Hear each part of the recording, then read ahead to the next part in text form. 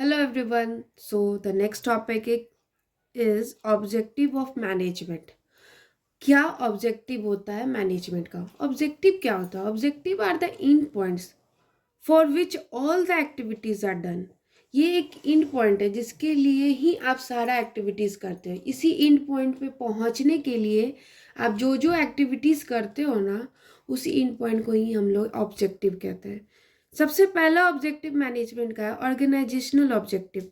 वैसा ऑब्जेक्टिव जो पूरे ऑर्गेनाइजेशन, पूरे संस्था के लिए सेट किया जाता है. उसमें कौन कौन से लोग आ जाएंगे, like owner, customer, employ, government. इन सभी लोगों को कैसे ऑर्गेनाइजेशन से बेनिफिट कराया जाए, वो सारे ऑब्जेक्टिव इस ऑर्गेनाइजेशनल ऑब्जेक्टिव में आ जाते हैं. इसमें जो आप ये तो लोगों का ऑब्जेक्टिव फुलफिल करता ही है, कैसे ये लोगों को बेनिफिट दिया जाए, प्लस ये कुछ इकोनॉमिक ऑब्जेक्टिव भी परफॉर्म करता है, like survival, profit and growth. Survival कहने का मतलब है कि आज ऐसा तो नहीं है कि आज ऑर्गेनाइजेशन खोले और कल बंद करना, नहीं.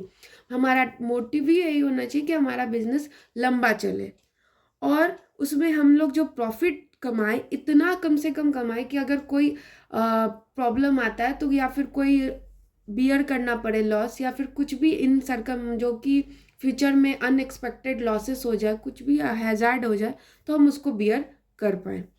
Next, growth. ग्रोथ कहने का मतलब है कि हमारा जो सेल है ईयर टू ईयर इंक्रीज करना चाहिए, रेवेन्यू इंक्रीज करना चाहिए, नंबर ऑफ एम्प्लॉयज़ भी बढ़ना चाहिए, कैपिटल बढ़ना चाहिए, इन्वेस्टमेंट इंक्रीज करना चाहिए, प्रोडक्ट की क्वालिटी अच्छी होनी चाहिए. तो ये सारे पर्सपेक्टिव है अलग अलग, जिसके थ्रू हम जिन बता कर सकते कि हमारा बिजनेस ग्रो कर रहा भी है या नहीं. तो ये कुछ इकोनॉमिक ऑब्जेक्टिव भी है जो कि मैनेजमेंट के अंडर आता है, उसके ऑब्जेक्टिव में. Next is social objective. Social objective कहने का मतलब है वैसा ऑब्जेक्टिव जो कि सोसाइटी के interest of point of view से बनाया जाता है. जस्ट लाइक व्हाट, कि एम्प्लॉयमेंट आप जनरेट करो. जहाँ पे आपने ऑर्गेनाइजेशन खोला है वहाँ के लोगों को आप एम्प्लॉयमेंट दो. पॉल्यूशन फ्री होना चाहिए. ऐसा नहीं कि आप वहाँ पे काम कर रहे हो आप कुछ और जिसके वजह से वहाँ के लोगों को हार्म हो रहा है, तो उससे आपके ऑर्गेनाइजेशन पे बैड इम्पैक्ट आएगा. और आप वहाँ के लोगों को जो आपके यहाँ काम कर रहे हैं एम्प्लॉयज़, उसको सेफ्टी प्रोवाइड करो. लो प्राइस पे, रिजनेबल प्राइस पे प्रोडक्ट को लॉन्च करो, लोगों को दो. तो ये सब कुछ ऑब्जेक्टिव है जो कि सोशल ऑब्जेक्टिव्स के अंदर आते हैं मैनेजमेंट में. Next and the last one is personal objective.